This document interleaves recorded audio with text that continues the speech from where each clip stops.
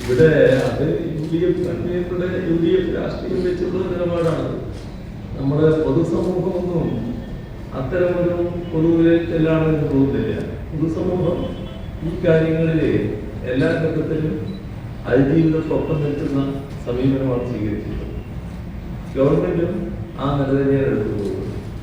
നമ്മുടെ സംസ്ഥാനത്ത് വളരെ വിചിത്രമായ വാദഗതി UDF കൺവീനർ രേഖപ്പെടുത്തിയായി കാണുന്നത്. അതിന് എന്തിനാണ് അപ്പീൽ പോകുന്നത്? അപ്പീലിന്റെ കാര്യം ഞാൻ പറഞ്ഞ് നിയമപരമായി പരിശോധിച്ച് തീരുമാനിക്കേണ്ടതാണ്. ആ പരിശോധന നടത്താനിരിക്കുകയും ചെയ്തു. പക്ഷേ അദ്ദേഹം അഡ്വാൻസ് ആയിട്ട് പറഞ്ഞു കഴിഞ്ഞു എന്തിനാണ് വേറെ വഴിയില്ലാത്തതുകൊണ്ടാണോ ഗവൺമെന്റ് അപ്പീലിന് പോകുന്നവരെ ചോദിക്കുകയാണ്. അപ്പൊ അത്തരം കാര്യങ്ങളിലെ നിയമപരമായ പരിശോധനകൾ നടന്നു. അതിനുശേഷം ആവശ്യമായ നടപടികൾ സ്വീകരിക്കുമെന്ന് തന്നെയാണ് ഇപ്പോഴും വ്യക്തമാക്കാറുള്ളത്. എന്തുകൊണ്ടാണ് അത്ര ബുദ്ധിപ്പെട്ട് ഒരു പ്രതികരണം വന്നത് എന്നത് അത്ര ആലോചിച്ചിട്ട് പിടിക്കുന്നില്ല. നമ്മുടെ നാടിന്റെ പൊതുവായ വികാരത്തിനെതിരെയുള്ള ഒരു പറച്ചിലായി പോയി അത് എന്നാണ് തോന്നുന്നത്.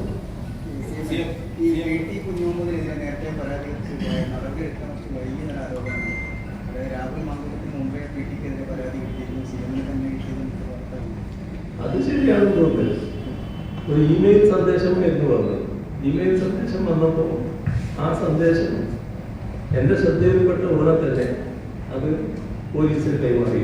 അതിലൊരു കാലതാമസം ഉണ്ടായിരുന്നു. ഈ ദിലീപ് ഏതെങ്കിലും തരത്തിൽ മുന്നേ പരാതി CM-നെ അറിയിച്ചിരുന്നു? തനിക്കെതിരെ ഗൂഢാലോചന നടത്തുന്നു, പോലീസിലെ ഉന്നത പോലീസ് ഉദ്യോഗസ്ഥ ഗൂഢാലോചന നടത്തുന്നു എന്ന കാര്യങ്ങളൊക്കെ CM-നെ നേരത്തെ ദിലീപ് അറിയിച്ചിരുന്നു? എനിക്കങ്ങനെ ഓർമ്മയില്ല. അങ്ങനെ ഒരു നിവേദനമൊന്നും കിട്ടിയതായിട്ട് ഞാൻ ഓർക്കുന്നില്ല. അങ്ങനെ ഒരു ഗൂഢാലോചന അതിൽ ഉണ്ടോ? ദിലീപ് ഇന്നലെയും ആ രീതിയിൽ തന്നെയാണ് പറഞ്ഞത്. അങ്ങനെ സംശയിക്കുന്നുണ്ടോ? ദിലീപ് പറയുന്നത് എന്താണെന്ന് എനിക്ക് പറയാൻ കഴിയില്ല. അത് അദ്ദേഹത്തിന് തന്നെ വ്യക്തമല്ല. എന്നെ അറിയിച്ചതായി ഞാൻ ഓർക്കുന്നില്ല. അദ്ദേഹം പോലീസിനെതിരെയും പ്രതികരണം നടത്തിയിട്ടുണ്ട്. ക്രിമിനൽ പോലീസുകാർ തന്നെ ഗൂഢാലോചനയിൽ കുടുക്കിയെന്നാണ് ദിലീപ് ഇന്നലെ. അതെ, ആ പ്രസ്താവന കണ്ടു. അത് അദ്ദേഹത്തിന്റെ പ്രസ്താവന എന്തുകൊണ്ടാണ് അങ്ങനെ വന്നത് എന്ന് മനസ്സിലാകാത്ത കാര്യമാണ്. പോലീസിന്റെ മുന്നിൽ വന്ന തെളിവുകളുടെ അടിസ്ഥാനത്തിലാണല്ലോ കാര്യങ്ങൾ നീക്കുന്നത്. തെളിവുകൾ മുന്നിൽ വരുമ്പോൾ പോലീസിന്റേതായ നടപടികൾ സ്വീകരിച്ചു പോകും. അതാണ് ഇവിടെ ഉണ്ടായത്. അദ്ദേഹം പറയുന്നത് അദ്ദേഹത്തിനെതിരെയാണ് ഗൂഢാലോചന നടന്നിട്ടുള്ളത്. അത് ഉന്നത പോലീസ് ഉദ്യോഗസ്ഥയും പോലീസിലെ ക്രിമിനലായ ആളുകളും ചേർന്ന് നടത്തിയ ഗൂഢാലോചനയുടെ ഇരയാണ് എന്നാണ് ദിലീപ് പറയുന്നത്. അതൊക്കെ അദ്ദേഹത്തിന്റെ തോന്നലുകൾ പറയുന്നതാണല്ലോ. അതിന്റെ ഭാഗമായി അദ്ദേഹം ചില കാര്യങ്ങൾ ഇപ്പോൾ ന്യായീകരിക്കാൻ വേണ്ടി പറയുന്ന നിലയിലായിരുന്നു. പക്ഷെ നമ്മൾ കാണേണ്ടത് അന്വേഷണ ഉദ്യോഗസ്ഥർ സ്വീകരിച്ച നിലപാട് എന്തായിരുന്നു എന്നുള്ളത്. അന്വേഷണ ഉദ്യോഗസ്ഥരുടെ അന്വേഷണം ആരംഭിച്ച ഘട്ടത്തിൽ അവരുടെ മുന്നിൽ തെളിവുകളായിട്ട് ചില കാര്യങ്ങൾ വരും. ആ തെളിവുകൾ വരുന്നതിന്റെ അടിസ്ഥാനത്തിലാണ് അവർ നടപടികളിലേക്ക് നീങ്ങുന്നത്. യഥാർത്ഥത്തിൽ അന്വേഷണം ആരംഭിക്കുമ്പോൾ ഇന്നത്തെ കാലത്ത് നിങ്ങൾ പലർക്കും തെളിവുകളുമായിട്ട് വരുന്നവരാണ്.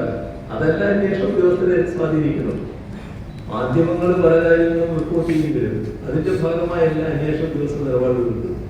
അന്വേഷണ ഉദ്യോഗസ്ഥരുടെ അന്വേഷണത്തിന്റെ ഭാഗമായി അവരുടെ മുന്നിൽ വരുന്ന തെളിവുകൾ, ആ തെളിവുകളുടെ അടിസ്ഥാനത്തിലാണ് നിലപാടുകൾ എടുക്കുന്നത്.